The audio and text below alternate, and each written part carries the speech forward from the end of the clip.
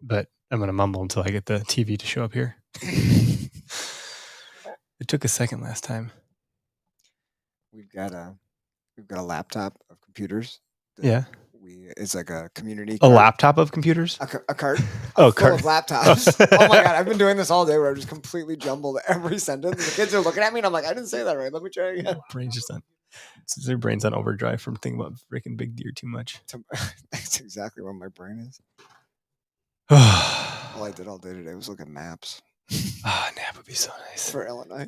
Maps, not naps. See, that's one that I misinterpreted. I probably said naps. I'm looking at maps for places to take naps. All right, let's do this. You ready? I got some Which marks. freaking button is it? I got some pins I can send you. Very peaceful. Good, yeah. This is the Okayest Hunter podcast. Never pass on shooter bucks, because that's just meat in the freezer. It's your tag. You hunt how you want. This is Okayest Hunter.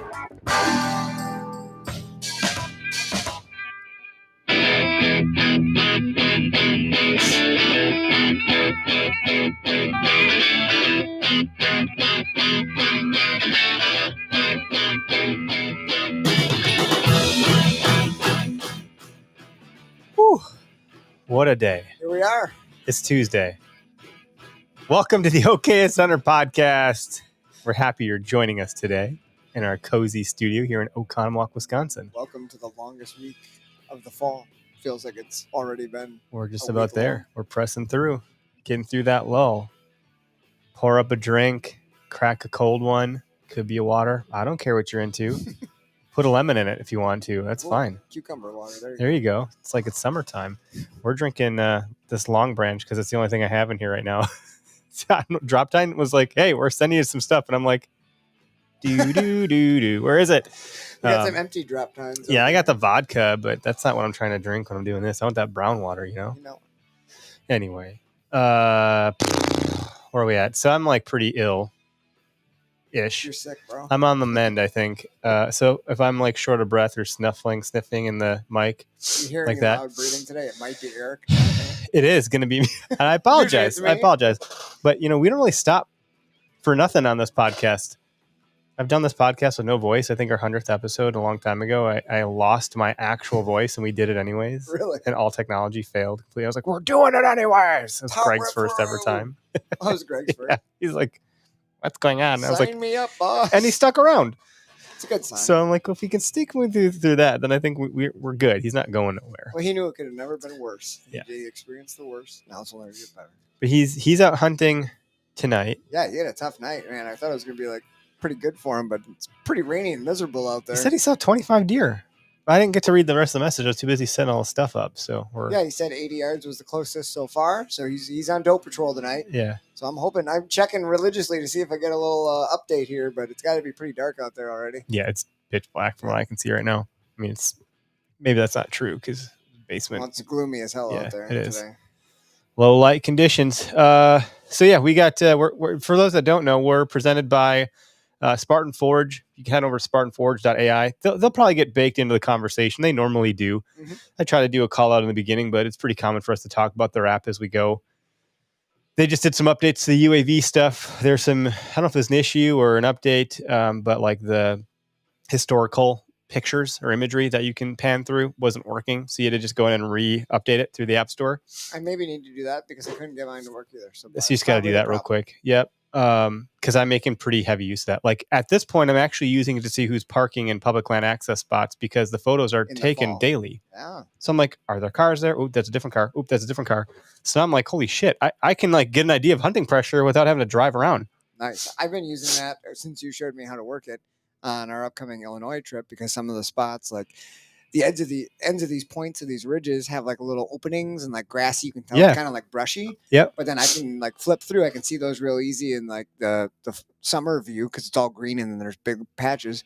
But then I can flip through to those winter views and all of a sudden I can see, there's cedars around this edge of this one. And the cedars are what I found they love to bed on. If there's a cedar on a ridge, you're going to bed by that. That's pretty cool. So I've been flipping back and forth like that real fast to check out the cedars. That's good to know. I know when I was in Pennsylvania, Johnny Stewart pointed out the precise tree I was to go into on Spartan Forge. This is the This is the tree. I was like, oh wow, you're not kidding. This is a tree. And I was like, this is it. Like I couldn't mistake it. It was crazy. That's awesome. So very, very accurate, high resolution imagery. You're not going to find that anywhere else. And to tap that all off, that's on top of their deer movement predictability. So it's good shit.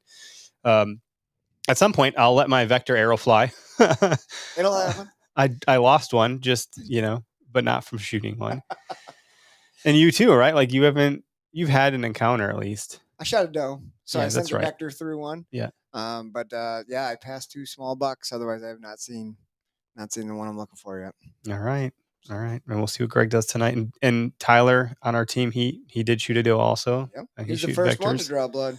Yeah. So vectors are eating over here a little bit. Latitude Outdoors. I think you hunted out of the saddle on the last. I shot my doe out of the saddle. I've been using the saddle a little bit more just because I've been bouncing around to an area that it's really hard to get in trees. Yeah. So I've just been using my sticks as like my platform. Hmm. So it's easy because I don't have to carry too much. And just however many sticks you get up, you just stand on the top. So I've been doing that quite a bit lately. It's less comfortable on the sticks than a platform. Definitely. But it does work. If I wear my hiking boots though, like I don't have huge feet. Mm-hmm. And I have some really stiff hiking boots I wear. It's really not that bad for me. Right. But I'm going after school. Yeah. So it's quick sits. It's like 2.5 hours max. Yeah. So I can put up with that. If you're doing more than 4, it'd be 4 hours would be miserable, Yeah. especially if you had like rubber boots on. That's what I do. That's funny. Yeah, interesting. So that's good to know. What am I? Nail drop time, Spartan Forge, Latitude. Am I missing vector, someone? Am I missing someone? GoWild Are they here plug. with me? Are they our guests today? We're gonna spend the whole episode talking with Brayden Ware with GoWild. Brayden, I don't even know what your title is over there anymore. You've been promoted like 18 times because you're such a stud. What do you do over there? So my title is growth specialist. Yeah, that's the official title. And that's a work-related title, right? Yeah. Yes. That, and it also applies to growing mustaches and mullets. So mustaches and mullets. That's your next podcast. Yeah. There you go. Yeah. The rut stash and there's got to be something that blends with the word mullet that I can't think of. You're pretty good at I got nothing. The way I've been using words today. It's not. Yeah. Maybe that's what we're looking for here. Is this really mix it up? The creative speech. That's what I've been doing today.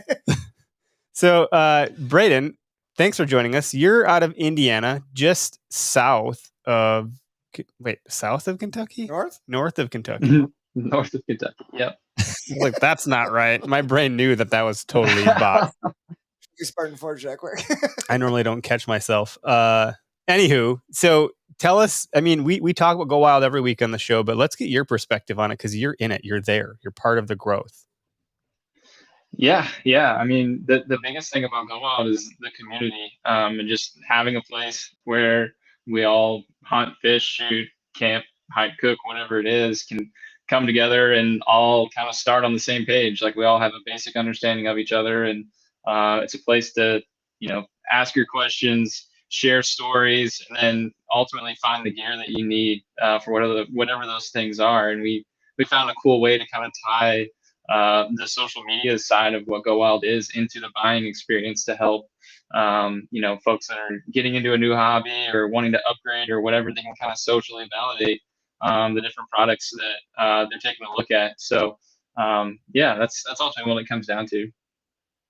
I love that you just said socially validate, because I thought that was like one of the big pros of like what you guys are doing on GoWild with having the product reviews there. Because like you can get to know people like on social media and see what they're using and get actual firsthand like experience, like, their review of it without like having to look like, I don't know, you always go on like, I always check like Amazon reviews when I'm going to buy something, but then you're like, how credible are these reviews? Like these people probably have no clue what the hell they're talking about, but doing it on a like GoWild, people who are spending their time in the outdoors doing what you're doing, socially validating it is a great way to put like the info you're getting is way more valuable than checking an Amazon review that who knows what that, right? Just the other day, I was like, what? By the way, like, what is Amazon's choice? Like, you can see it. Was it preferred choice or Amazon choice?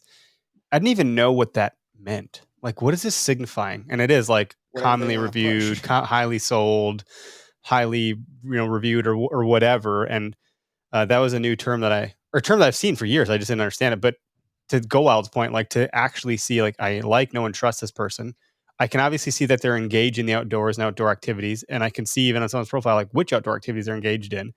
And so then it gives not only validation, but credibility. Absolutely. And then they can tag their gear. So we're going to get into that a little bit because you're probably like the poster child of it because you work there.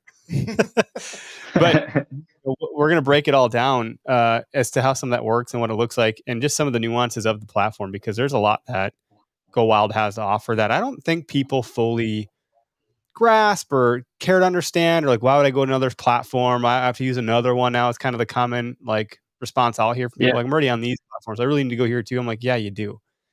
Like, and here's why, Yeah. No, it's to the points about the reviews. I had a funny thing happen today where so we work with Garmin. We sell a lot of Garmin products, and they have this new like InReach Messenger. It's kind of like this puck thing. I don't know if you've seen the InReach minis and things like that, but it's a similar concept, but it applies to like texting. So it's something I'm actually going to get. I sat in the woods for 4 hours and my wife couldn't text me, and that was bad. So I'm not gonna let that happen anymore. But I was doing research because I was about to publish it on our website, which I ended up doing today. So I type it into Google and I look at the top 4 results at the top of the page. It's 4 different companies. All 4 of them had 4.1 out of 5 stars and exactly 10 reviews. And this thing just came out. So I just felt like that totally spoke to how all these other companies are like totally astroturfing, using some sort of service to get customer reviews piped in from who knows where, from day one to make it look like there's this actual, use of the product and people that validate it. It's like there's no way. All of those companies have the exact same number of reviews and they all gave 4.1 stars. Like versus us, you have in some cases like thousands of pieces of content from posts and setups and reviews and comments on a single PDP or a product page from people that are actually doing it. You can go click on the profile of someone that left that and see what they do, and then send them a direct message and ask them about whatever it is. So it's a whole new way of looking at it, and it's like totally tailored to people that do stuff outside because the gear matters so much to us. In some cases it's like safety stuff that we need to know it works, or you get out in the west and you don't want to have a pair of binos break or something or fog up when they shouldn't. So I just thought that was kind of a cool example. Great example. And by the way, to switch gears a little bit, I'm sharing on the screen here our friend Drew over at Oak Tree Dreams. I can't talk tonight either. He said, "What's going on, guys? Jarrett just drew blood tonight on a big buck just now. So congrats." Dang. Brayden, tell them what they can do if they're on GoWild if they tag a deer. You tag a deer, you can log your trophy, you can give some information about it. You're going to get points for it, and then those points can get turned in for rewards. So you can get discounts and win trips and get stickers and hats and shirts and all kinds of stuff. That's awesome. Pretty like it. So when you say it's focused on the community, you guys are constantly trying to find like really fun ways to give back to that community and encouraging that participation and that communal kind of engagement. And it all kind of keeps coming back inward to the community. And it's awesome, man. It's super. I don't have the screen on us, of course. I'm such an idiot with this stuff, man. But tell us, I'm jumping around a bunch, and we're going to work our way over to your gear setup. But mobile hunting is something I put in the title that I wanted to talk about a little bit. It's something that I had started out doing in I never say this right, the Shawinigan Nicolet National Forest. Is it How do you say it? A lot of people say Schwamigan. Schwamigan. You just let me say it incorrectly with no problem, Derek. You're just like the Wisconsin name. Look on your face.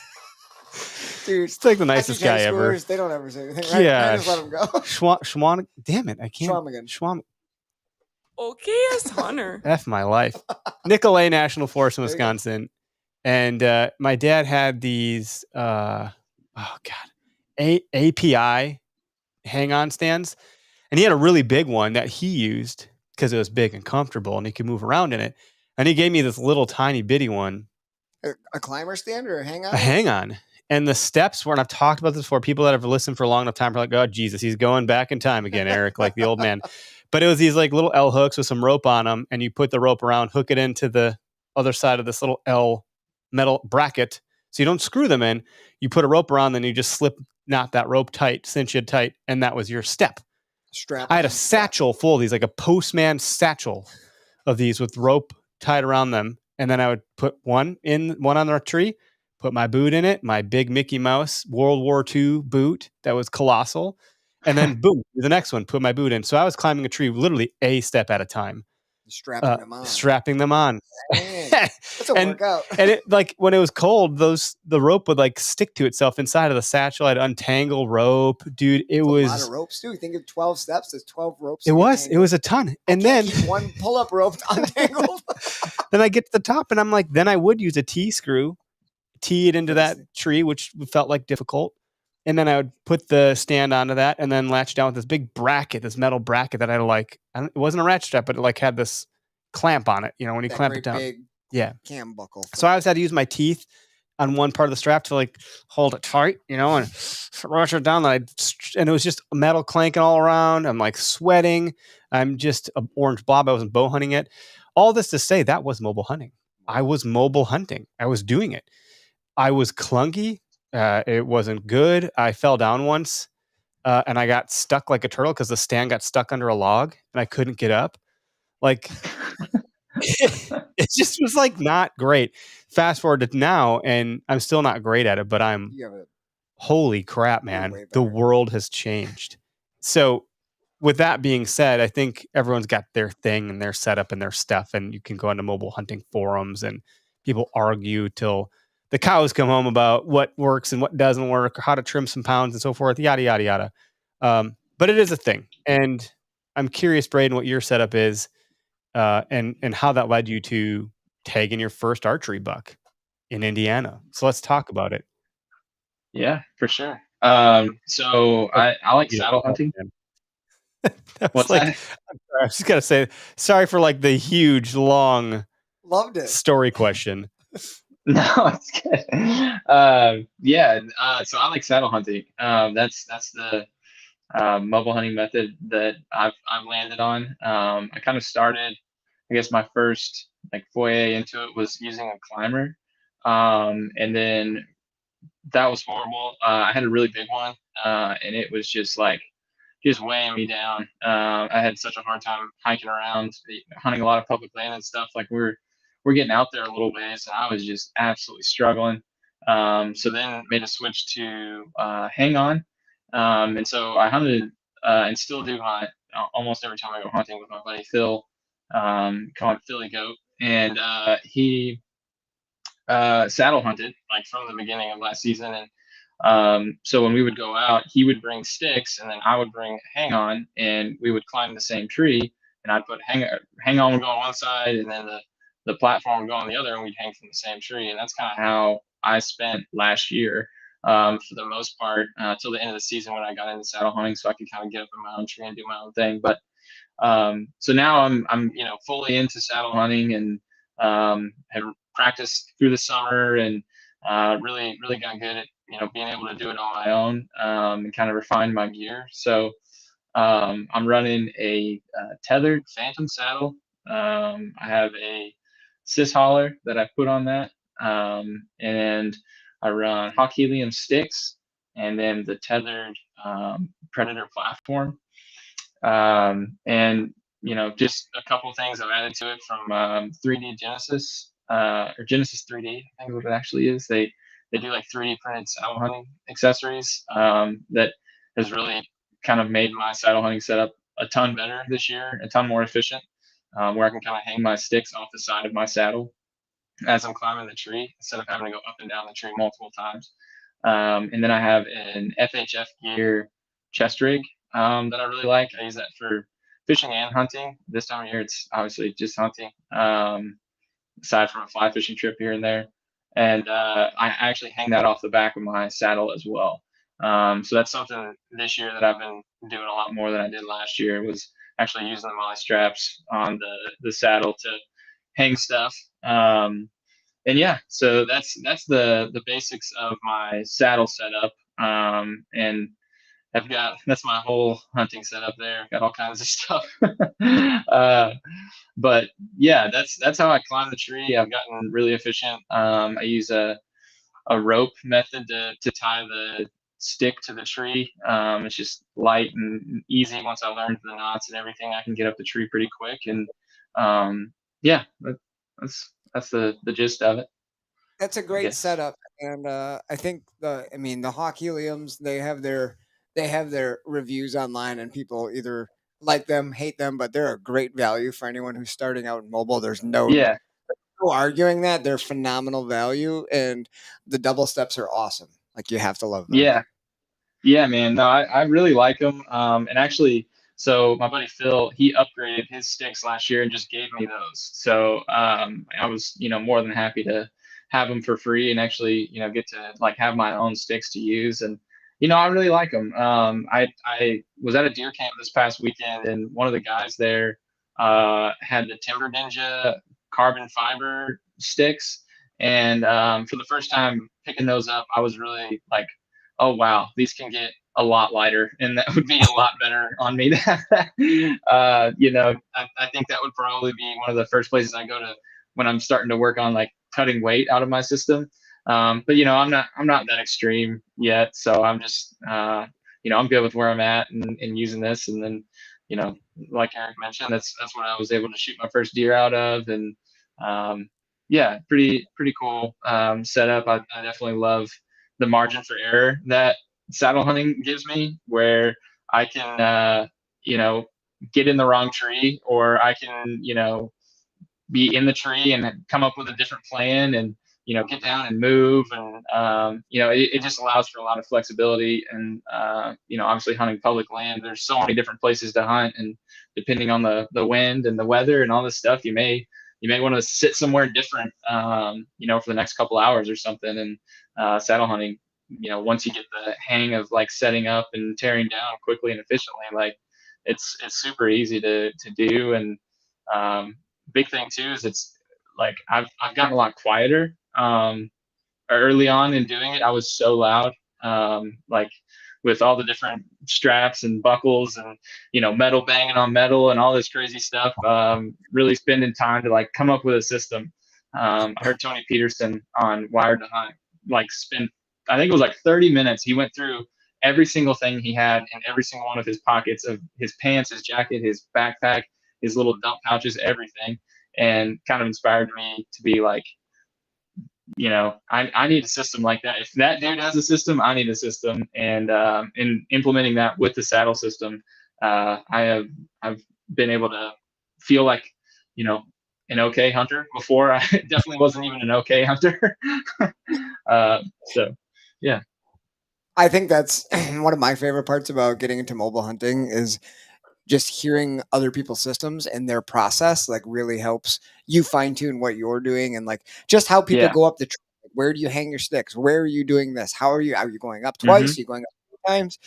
So one thing I'm always curious about, because when I got my first saddle, it became about, well, now I wear the saddle or I throw it in my bag, but how do you transport the sticks? Because now you have this lightweight, like I have little tiny sticks that are doubles, so I don't have my big ones anymore, but like how are you carrying? So, how many sticks do you have, first of all? And then, how do you transport them into the woods? Are you putting them in a pack, on a pack? What do you do?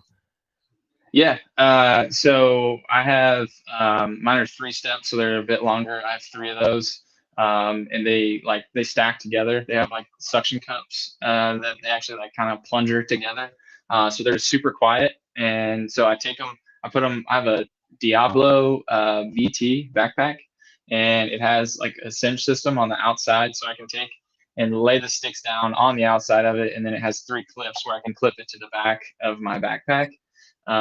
And for like long hikes and stuff, I actually found a way that I can actually put my bow on my backpack too. So I can hike in with hands free. I put my saddle on at the truck and I just have hands free, everything ready to roll. I get to the tree, take my backpack off and start, rolling up the tree. So, yeah, the Diablo VT backpack, it's a little big, I'd say, for like, you know, for what people think of saddle hunting. I could definitely like use a smaller pack and do that. But I kind of wanted a backpack I could use for a lot of different things if I was going to spend that type of money.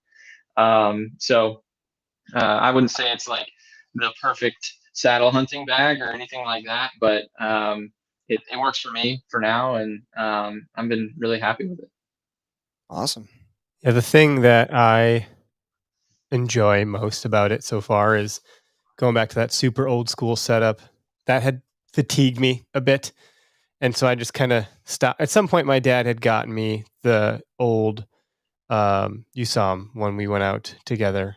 I brought my extra sticks. Those are the ones that my dad got me a number of years ago. The 3 sticks with the alternating, the steps. They're Lone Wolf. I don't know what they're called anymore, but I had those for a minute, and somewhere along the way, I was just like, man, this is just too much dicking around. Like, I'm getting snagged on stuff and all this and that. So I just hunted from the ground for a few years.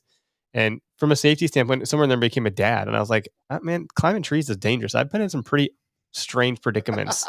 When I was young without kids, I was like, who cares?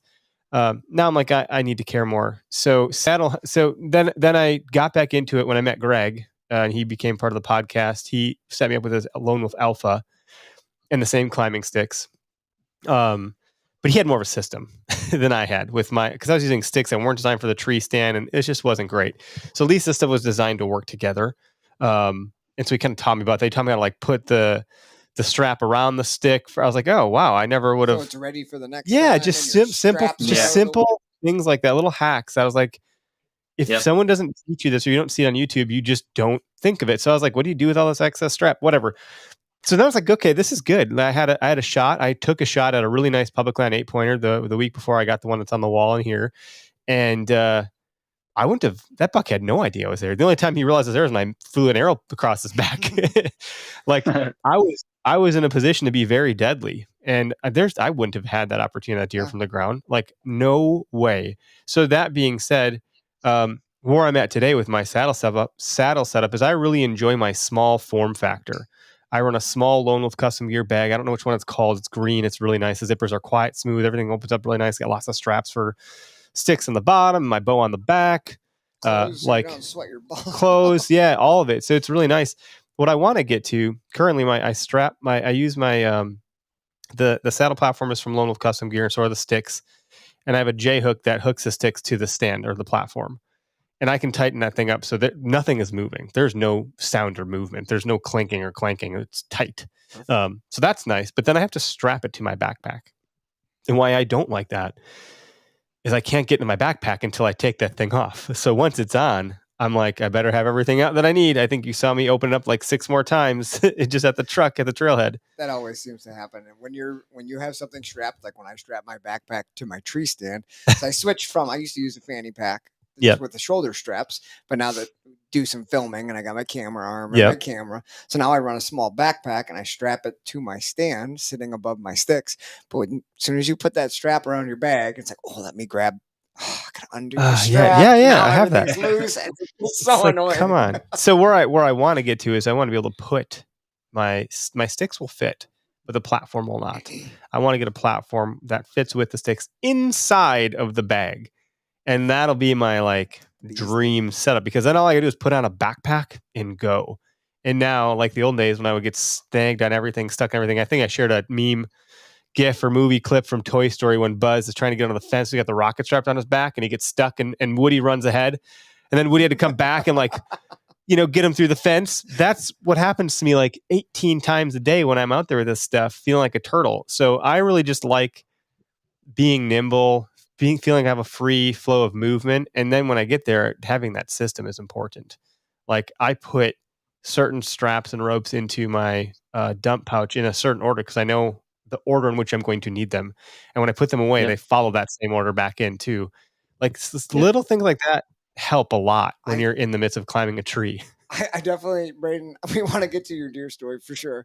But while we're on this, I think like the mobile hunting, whether you're a saddle hunter or a tree stand hunter, like the level of efficiency to be good at it, like your brain kind of opens up in new ways of like, oh, I can double my use of this. Like instead of bringing extra things, start figuring out how to use it differently. I was talking to Eric about using so I've got the custom gear double steps and they're like 17 inches. So they're short. And I've got 8ers on them, but the 8ers fold up. So it's a 17-inch profile. And what I've been doing when I don't have a saddle platform is my backpack now that I'm wearing a backpack instead of my fanny pack, the straps that come over your shoulders, I just tuck one side of the double steps off each side and it sits right in between me and my backpack. and the profile's so small you don't feel them. It actually holds my backpack off my back so I don't sweat as much. And I don't have to bring anything extra to carry them, and they're not in my hands. And then when I go up my tree, I just loosen my backpack strap so there's more room, and I hook my 2 steps, one on each side. I climb my tree like that, pull them out as I need them, and it's like working perfect. No extra gear, Dude. hold gear. Yeah, less trips up and down matters. Just So more like efficient. the Yeah. Genesis 3D stuff, he's got little clips that hold on to the Molly. Yeah, that's Or what what he is it was called? mentioning. Was it called Molly? What am I saying? They make Molly clips a Molly lot. clips. Most of their stuff fit into like the Molly Yeah. webbing. Yeah. Uh-huh. Not That's to a be great system. anyway. So like these are the things that you can get really deep into, and this is where I think GoWild is fascinating because currently the only alternative really is like it used to be forums on the internet. Good luck with that.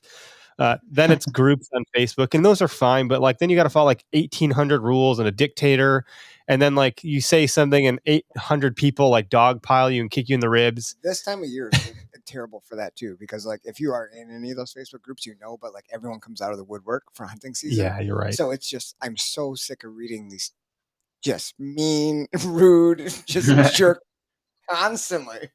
Go It's Wild, you insane. don't really have that. Yeah, GoWild is like I've not witnessed that there, but the whole thing is the thing. Like I don't, I can ask. I see in my notifications so and so asked a question, is looking for advice.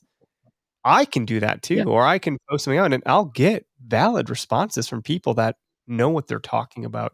And then you have the gear component right within the app. And I know that because we talk all the time, that you guys are adding like a metric F ton of gear and products right now. So I know that'll only increase in awareness and to get better. Like as far as I'm aware, you guys have no exclusivity contracts with any one brand or something. I can't imagine what they have to pay you for that. But We do you not. guys are pretty agnostic. It's just a matter of getting more brands in, right? Correct. Yeah, totally agnostic. Yeah. So let's hear how you put that gear to use. Yeah, how'd you kill on your an buck? Indiana public land. I want to hear the story, Brayden. Cool. Yeah. Quick shout out though. I saw my boy David Nowakowski's in the comments. He's the man. Y'all talking about the community being great. It's great because of people like him that like are always helpful, answering questions and asking questions too. He asks a lot of questions that I'm sure like a lot of people getting into bow hunting and fishing and stuff that he's asking them on their behalf. And so yeah, just wanted to shout him out real quick. So for the hunt that resulted in me killing my first archery buck was kind of a quirky thing. Like I feel like a lot of I've heard this like increasingly now, maybe because it kind of happened to me, but just like a lot of people talk about when you have like weird sits or you have like you're kind of sometimes you're going out on a limb or maybe you had like something go wrong, and when you're going out there, like those seem to be the time that you kill deer. Like that's kind of what happened here, where like we had the Hurricane Ian down south like just totally flipped the wind in a way that like we had not prepared for in like most of our hunting spots. Me and Phil hunt almost exclusively public land up here in southern Indiana, and have like scouted our butts off and been all over the place looking for stuff, found some great spots, planned some sits here and there, and when the wind totally like went the opposite direction for basically 2.5 weeks, we're not going to like sit on the couch and wait for the wind to get right. We wanted to try to find a way to hunt those spots, and I think we kind of both of us were kind of a little protective over this one spot we have where Phil actually shot an 8-point there last year, and we have a cell cam out there, and it's just massive bucks. So we've got 14 and a 12 and a couple of their brothers running around out there, and we're just this is the spot where the big bucks are kind of thing, and we were both really hesitant to go out there and hunt in a weird wind. And so we actually found a place on another piece of public that we had never been to before, that we kind of just from e-scouting, we're like, let's go there.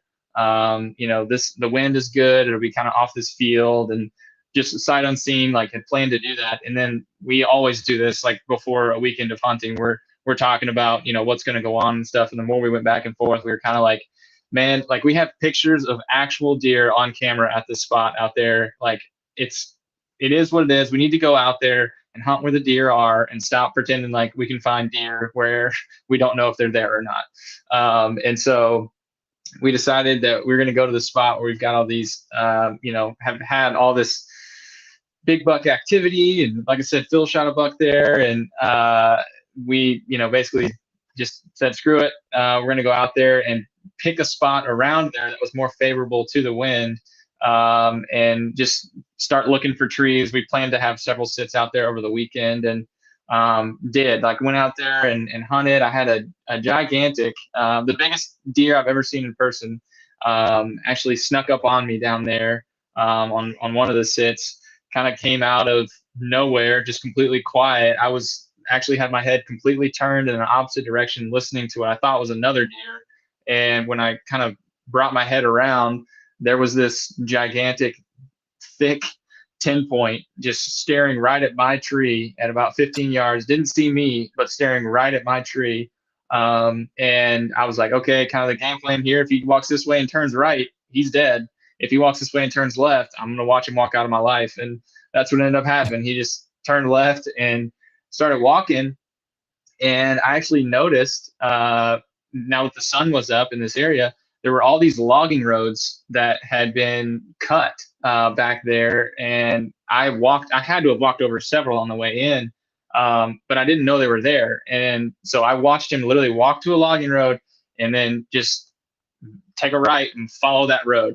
And from listening to, like the Bo Martonics of the world with big woods hunting and stuff, they're constantly talking about logging roads and how, those are great places to hunt and everything. And so kind of stumbled onto the spot where there's a logging road, and then proceeded to see, several deer on other sits out there, and finally kind of landed on this tree that was like 10 yards from the logging road with very clear sight lines, to make a shot either, directly on or just on the other side of that logging road. And was sitting there, or was hanging there or whatever. Phil was in another tree a few hundred yards away, and we all of a sudden start hearing a doe blowing 150, 200 yards away, something like that. And I'm texting Phil like, man, did we just get winded? What just happened? And he's like, I don't think so. He's like, it doesn't really make the wind isn't going that way. It doesn't make sense that that doe would be blowing.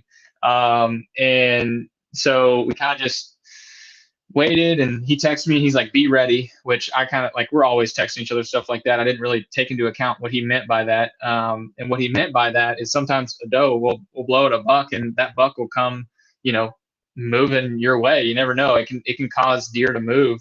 And so, lo and behold, I heard, a deer coming through the woods about 80, 90 yards, and finally got into a spot where I could see. And here comes this, what I thought was a 45-point buck coming through the woods, just right for me, right, planted across the road from what I thought. And, just from watching the deer move through the area, was kind of okay, well, he's probably going to, start coming my way. And, he's going to go behind this tree. I'm going to grab my bow. He's going to go behind that tree. I'm going to draw. He's going to step out on the road, and I'm going to take a shot.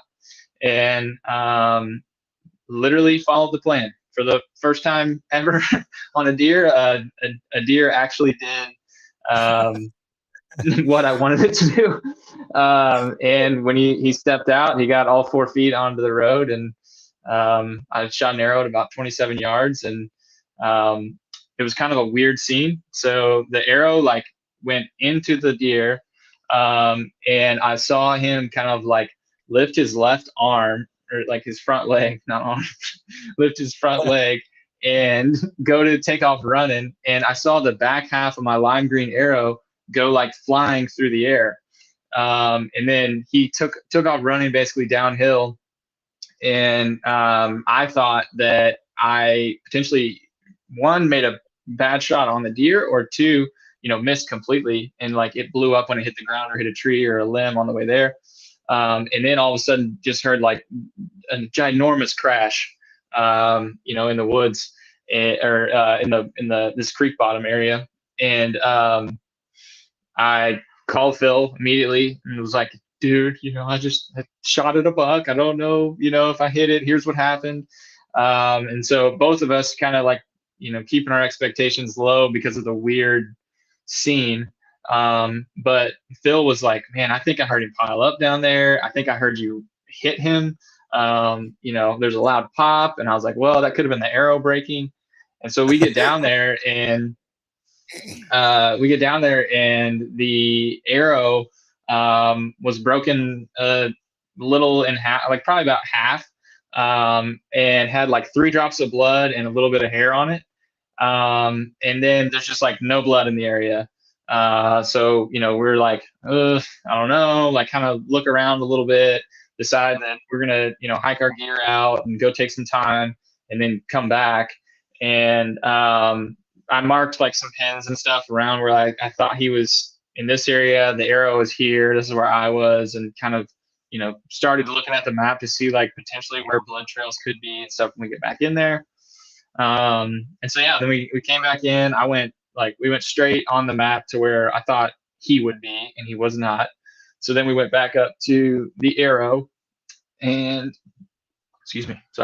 went back up to the arrow and just started like taking different lines into the woods trying to find blood. And then eventually, we found a few drops here, a few drops there. We're walking through, just following just drops here and there. Nothing crazy, like no murder scene. It was just very sporadic. And then finally got to where I found like the other 12 inches or so of my arrow, the broadhead on it, on the ground. And then from that point, lots more blood. It was like a lot more blood around, 2 holes in the deer. Definitely helped, with blood coming out. And finally got down to the creek bottom, and he had basically mangled himself into a cut down tree. He like ran himself into the limbs at the top and just wedged himself all up in there. So we ended up getting him out and, field dressed him and drug him out. Heck yeah. Hell yeah, man. Congrats. That's awesome. Yeah. Was he buried up? Was it pretty hard to see in that treetop that was down? Was he buried in there pretty good? No, not really. It was actually like there was another tree kind of in front of him, like between us and the part of the tree. So I actually didn't see him initially. Phil saw him first, and he was like, "You want to keep blood tracking, or you just want to go get him?" So then I looked up, and there he was. I've always found that the best thing you can do on any hunt is have low expectations. It's like built a brand around it. Exactly. The other thing is if you have a tree to stop them, like then your track job gets a lot easier. I mean, you really did a lot right there. Yeah, that's right. Yeah. Just shoot him around a bunch of down trees. It is unbelievable, though, and I think anybody who's bow hunted and shot at a deer or shot a deer can probably relate to that. But I mean, I'm a pretty confident guy in like my abilities and what I can do. But when I shoot at a deer, when I release an arrow, I immediately am just in pieces, second guessing everything I've done. And did I even hit it? Oh my God. Like I instantly become like the most hypercritical and like insecure person in the world when I shoot at a deer. Yeah, no, I totally felt like I had no idea what I was doing. Like I even though I watched in front of me, what all these signs you're supposed to be looking for, unfold. I still like couldn't let myself believe it or something. It was weird. But after hunting an entire year, an entire season of, not shooting anything, I didn't really expect it to be that I was tagged out, the second week of our archery season. Like I was like, this can't be, this isn't right. That's awesome. I don't know if there's like, like in death, there's like these stages, grief, denial, blah, blah, blah. I feel like in deer hunting, it's like denial and disbelief. Denial. And more. Yeah. And more denial. It's, your insecurities flare up, like all these weird things start to happen to you that normally would never happen. Like the most confident person's like, what, this isn't right, And I didn't believe it when I got mine either. I was like, standing over it and talking to my wife, I'm like, I guess I got one. She's like, what do you mean you guess? I'm like, I'm standing over it. She's like, it's dead. I'm looking at it. I don't think it's alive. But I was like, my brain was not processing that it had happened. Like I was like, did I finally do it? Did this happen? So I totally know the feeling. I have a very okayest moment. So I walked up to the buck and, first thing you grab your dead buck is the rack, right? So I go down, I grab and go to lift his head up, and he goes, "Meh," like he's when I thought he was dead, and like I poked his eye and everything, and so I drop his head and back up, freaking out like, "He's alive, Phil! He's alive! He's alive! He's alive!" And Phil's like, "I don't know." He was messing with me. He knew he was dead. He's like, "Yeah, dude, I don't know. You should poke him again." Like, so then come to find out that this happens. But so then I went back and looked at his head again, and it was just like 5 straight seconds of just like, "Meh." Yeah. That happened. Yeah, I would have freaked out too. He was just It mad scared that the crap out of me. you didn't say hi. He wanted you to say hi. Yeah. He said hi. Yeah. Yeah, Tony's comment there about the Zoolander. Yeah, he's not an Ambi Turner, Tony. Not a Ambi Turner. Oh yeah, that's crazy, dude. I've had my fair share of. I've had one pretty ridiculous encounter with what I call the zombie deer. It just refused to die, which was sad and not great. But the sheer will to live on some of these animals, man. I'm like, how many? Like, just die. Let it go, man. Like, God, this is terrible. What is wrong with you, you sick fuck of a deer? Trying to live and everything. Oh, I know. Just let go, man. Like, you see the light, go to the light. It's a better place, I promise you. But Have you watched any hunting show like from up in Alaska or Canada, Newfoundland, where they hunt caribou? Caribou seem like the exact opposite. They seem like the easiest. I'm out. Like you just give them a stern look, and they're like, "Oh shit!" and like lay down. It's like those fainting goats. I'm out. Oh, that's great. Well, you did have a caller earlier, and I couldn't get to the phone. It's fast because we were all kind of in dialogue in the beginning. I think of someone named Nick.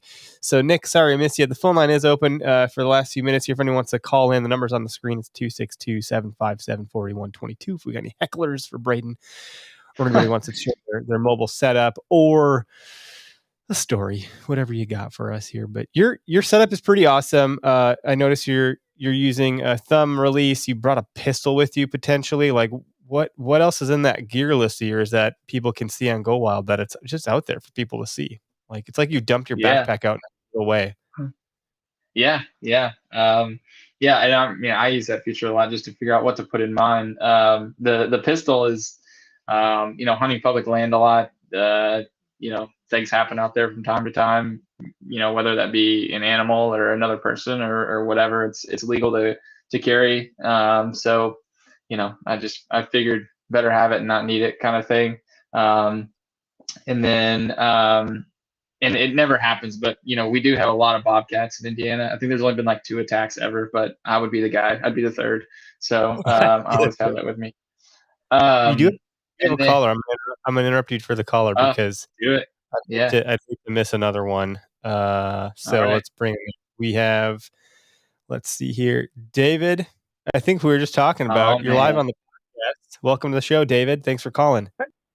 Well, all right. Thanks, guys. Hey, Brayden. Congratulations on the awesome buck. Thanks, buddy. Appreciate it. So you guys have probably never talked on the phone before, but you've talked digitally, I bet. So this has got to be a fun interaction. We met at Send It Slam. We met at the big event, Send It Slam, that we had down in Louisville in July. Rock on. But yeah, most of our interactions are been on GoWild. And you said, David, that GoWild got you back into bow hunting. Can you talk about that? Yes. I used to have like a third-hand bow many years ago, and I kind of started getting into it. I also did shotgun hunting, like for small game, upland game. Did a few sits on for deer, but never got anything. But life took a turn where I had to sell that, but now I'm good job, and now I'm on GoWild, and it's like, you know what? I can get back into it, and through the community, it has just like totally lit the fire of me getting into archery hunting and everything else, and then, as everybody follows me on GoWild, I'm a huge fisherman. So, and anytime I'm out there, I'm out fishing any chance I get. That's awesome. The dude tears up the canals.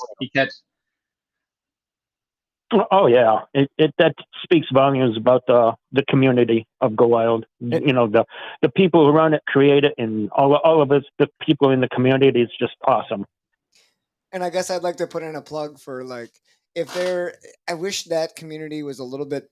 I know you guys are working hard on it, but like for new hunters who are getting started and need somewhere to ask questions, and maybe don't have mentors or have questions outside of what that mentor knows, man, I wish they could just someone could be there to say, hey, check out Go Wild, because a lot of, people are turning to what they know, Facebook and here and there. And you see a lot of the groups who kind of turn a cold shoulder to any newbie questions, or like, oh, who would ask such a stupid question? And they get these terrible, terrible interactions, right? With people who are supposed to be in their community. I wish they could, just find a community like Go Wild that is there to entertain the questions, is happy to help, like what you said David has done on your forum. On your Yeah. app. So that's awesome. Yeah, no, man. Hopefully, we're getting there. I mean, we're definitely growing, and people signing up every day. So, with every new person is a couple friends they have, and if they decide to get into something, hopefully they're recommending Go Wild to them as a place to learn. But yeah, that's that's the dream. That's the goal, is to be kind of a place that people turn for stuff like that. So yeah. Thanks for calling into the show, David. It's awesome to hear from you, and the fact that you're listening to us and you're on the Go Wild platform, like, it's pretty cool. Yeah, it's a positive David's play. the Are man. you local David's to gonna- Kentucky? Or? No, I'm down here in Sheridan, Illinois, Oh, small town in central Illinois. Yeah. Okay, you're not far from us Wisconsin folk then. The Midwest. No, no. I'm usually up there for work once in a while in Janesville. I'm going to be in your neck of the woods come this weekend, David. Where are you going to be at? My father and I are coming down. We're going to be staying in Petersburg, Illinois. Petersburg. Oh, okay. Yeah, so we're going to be bow hunting. Well, if you're ever right. Awesome. Yeah, excited to do it. It's going to be fun. Yeah, sorry for the lag. I think there's a bit of a lag here, but that's all right. Thanks again for calling in, man, and participate in our content anytime, and tune into the show each week, and we'd be happy to have you calling in the future too. All right, thanks. Have a good night. Thanks, David. Right. Good luck this season. All right, yep, thanks. It's pretty cool. Well, that's cool. You guys actually got to meet at Send Slam. I was hoping you'd get callers from people you've never met ever. So if you didn't have Send Slam, you probably wouldn't have known him. But that's awesome. Yeah. And no, he met my whole family at Send Slam. It was pretty cool. We were hanging out with like everyone on the Go Wild team. Obviously knows David, but he was like meeting our families and meeting other members there. I mean, it felt like a big family reunion. Everybody's hugging each other like we've known each other our whole lives, just from like being on Go Wild. It was cool. That's what you're doing for, man. Those are the interactions that you remember and they make a difference. It's more than community; it's almost family. It's awesome. I know there's a lot like Tom DeCray. He came to a trade show here in Wisconsin, and he's big on Go Wild. And we saw him and his sons, and he bought a bunch of our hats. And I was like, "It's you! I see you all the time, but I don't know you. But it's good to meet you." And like, yeah, there's more people like that we've been running into as of late too. I think just because we have a stronger presence on Go Wild, we're doing more there. We're talking about you more. We're submitting articles and the podcast that you like. You listen to a podcast and you're on Go Wild. You can, as an activity, say you listen to a podcast and it logs your time against that and builds your profile out to like, hey, you listen to these podcasts. And it's just all around, man. You guys have thought of a lot of things. What's on the horizon that you can talk about? Anything? On the horizon I could talk about.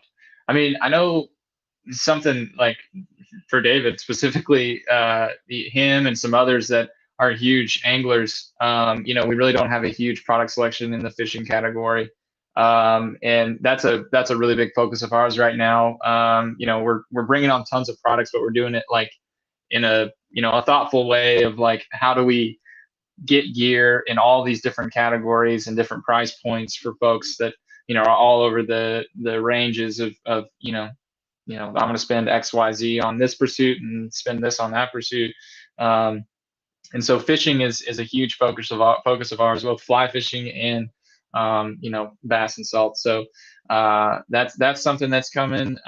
We've got some cool things coming up for the community. We're going to be doing a form of like a fitness challenge around January and February. Just kind of getting folks ready to roll for turkey season. So that's just going to be like a big community involvement thing. The workouts are going to be specifically for people that are getting ready to hunt and prepare them for hunting activities and things like that. We're planning Syndic Slam for next year, and we started planning 2023 Syndic Slam the day that 2022 ended. We learned a ton, but having all this time and then having additional resources to invest and bring in more partners and stuff like that to the event, next year is going to be 5x better than this past year, and hopefully tons and tons of folks are there, and that's another successful event for us. I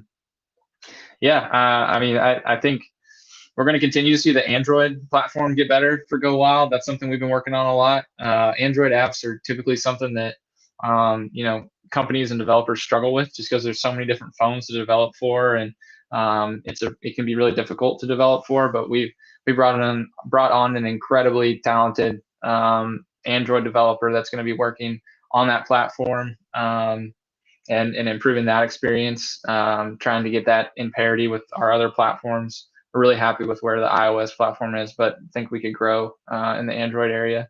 I think the most noticeable thing for folks is just going to be product selection. We're kind of getting to a point where what's that? Like that new hat you're wearing? It is a new hat. Yeah. Me and some of the others on the team, we're hat snobs, and so we've been begging for a rope hat, for a couple of years, and finally did a small run of these guys. So that we're pumped to have it. This will probably be like my daily hat forever. I freaking love it. But yeah, we're getting to a point again where we've been focused really hard on bringing in this large mass of products to compete with any retailer out there, but we're getting back to a point again where we're going to start going after those specific brands that are offering something cool or unique that maybe other folks haven't found yet or aren't promoting yet. That's kind of how we started, but we needed product selection. Not everybody saddle hunts, and so we had to expand there, and hopefully that's where everyone can start to see a big change for us. No, that's great. That's great to hear. I mean, everyone's always up to the next thing. There's always the next thing to do, and there's always every brand that we'll bring on. It's like, hey, we're developing this thing. We're going to get into that category. We're doing these things, or this event and so forth. So and usually a lot of stuff is very close to the vest and behind the curtain until it releases or drops, because there's a lot of competition in this community and it's small, the hunt category. Yep. So I can understand people not wanting to disclose everything, and it's all good. We had Alex Chop on last week with Latitude Outdoors, and he's like, "Oh yeah, we have a YouTube show." Oh, he's like, "Oh yeah, I don't know if I'm supposed to say that," but he's like, "Well, you're the first on the OKS100 podcast where we have a YouTube show." I was like, "Exclusive." Well, people are gonna find out anyways. It's pretty funny. He's like, "Oh no, I don't know if I'm supposed to be talking about this." And then he's talking about they got that they're coming out with, and he's like, I can talk about that we're coming out with them. He's like, I have them here, but I will not show them on the camera. I will not slip up on that one. There's a few things in the pipeline like that for us, but it's exciting stuff. I wish I could just blab about everything, because it's what I love to talk about, but I can't go into everything, unfortunately. No, it's all good, man. I think the domain that I send people to is timetogowild.com. I think that's probably the best one to send people to, or search for the GoWild app in the App Store. When I talked to Brad, I don't know, when this thing was being started, when he saw his basement, he had at the time, the DNR here in Wisconsin, I think they still have a GoWild app. So the name GoWild can be synonymous with other things. So getting the domain name right, timetogowild.com, is pretty critical here. Obviously, you can find the link to GoWild in our show notes. We link to in every episode. You can find a link to the GoWild site, so you can find it there. We have a discount code if you buy stuff. It's OHP. It's 10% off. I believe that's accurate. You have to be willing to tell me if I'm wrong. Yeah, no, you're right. And download GoWild.com is another URL. We have that one that sometimes is easier for folks to remember. Time to GoWild, download GoWild. Good, that's good. And it's the logo is really cool. It's like a G and a W in a really cool way. So if you're searching for it, you can always reach out to us and your DMs on whatever social platform you're on, or you can find Brayden somewhere on the internet. I know you're big on GoWild. You're not too big anywhere else because you're on GoWild. I think there's not much of a need to be anywhere else. Yeah, I like LinkedIn's about the only other one that I use. Yeah, LinkedIn's a pretty positive place. It's a lot less business than you would expect, depending on who you're following. Yeah, if you follow the right people. Yeah. If you want your deer content, we got a good list for you. That's what you should put together. A list of people to follow on LinkedIn. Be like, what? I should follow people on LinkedIn? Yeah. You're looking for a break at work. It's permissible, right? What are you doing over there? I'm on LinkedIn. It's okay. I'm prospecting. Deer. Like, just reading deer articles from like the Fair Chase or something. That's all good. Well, dude, thanks for joining us tonight. I'm glad that we got a caller. I don't know. Do you got any parting thoughts here? Download GoWild. See you there. That's all I got. That's it. Cool, man. Well, let me end the broadcast. As everyone knows, this will be live in podcast land tonight. We appreciate you joining us on the show. Thanks a bunch, everybody. Have a good night. Yeah, thank you guys.